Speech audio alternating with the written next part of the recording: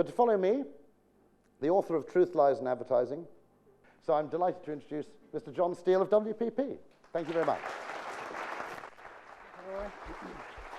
Yes, right. In the 5 minutes that remain till lunch, we're going to talk about listening, which sounds like a contradiction.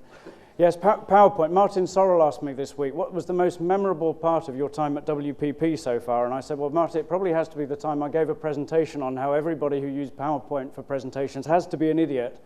A presentation that I delivered just after you made a presentation on PowerPoint.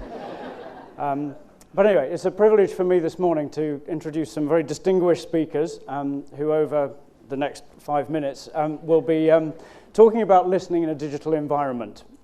The importance of listening as the balance of power in marketing communications shifts from top down to bottom up, about new ways of listening in a digital world, and about new ways of responding to what we hear.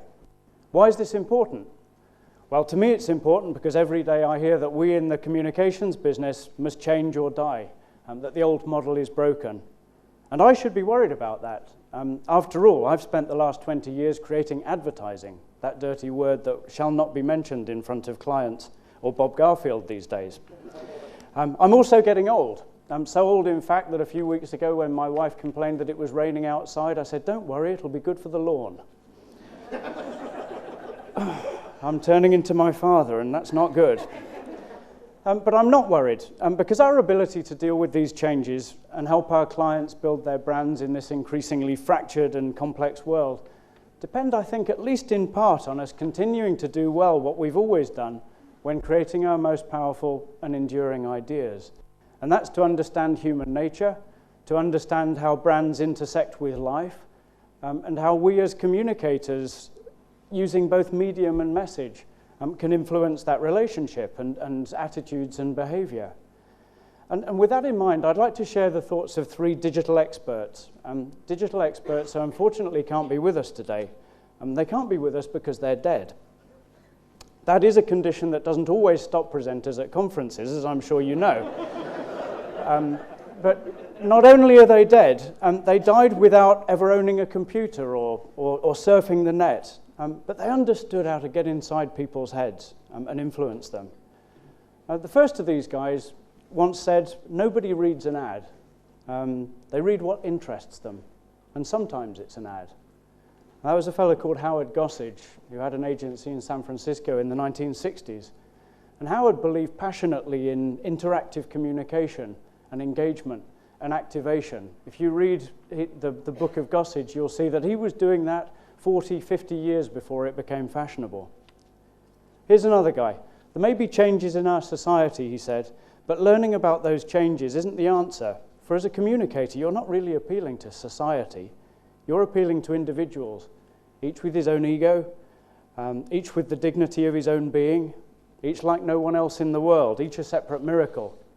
The societal appeals are merely fashionable, current, cultural appeals which make nice garments for the real motivations that stem from the unchanging instincts and emotions of people and from nature's indomitable programming in their genes. It's unchanging man that's the proper study of the communicator. That was Bill Bernbach speaking in 1980. I think Bill Bernbach would have been quite excited by the personal possibilities of the internet. But he'd also been quick to point out that for all the speed of change in media channels and media consumption, there wouldn't have been an accompanying rapid change in human nature.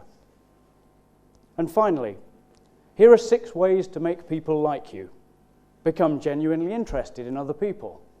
Smile.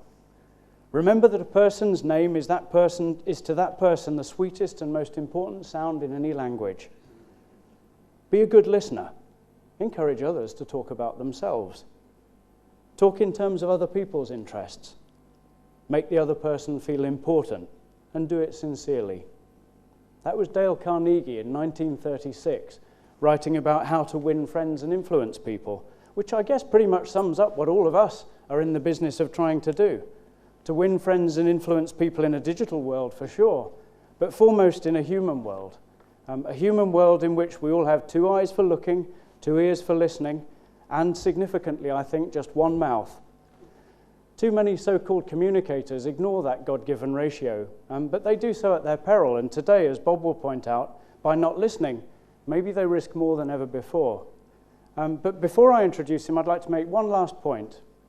As a planner, as a husband, and as a father, I believe wholeheartedly in listening as the most important tool available to a communicator.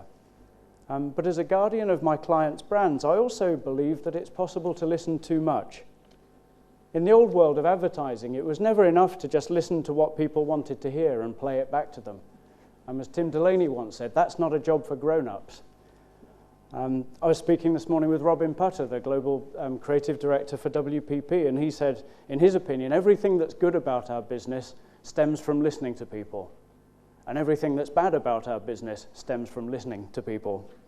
And yes, of course, we have to listen. Yes, we have to understand, but we also have to take very seriously our responsibility for our brands and know how to lead without seeming to lead, how to influence from within and not from without.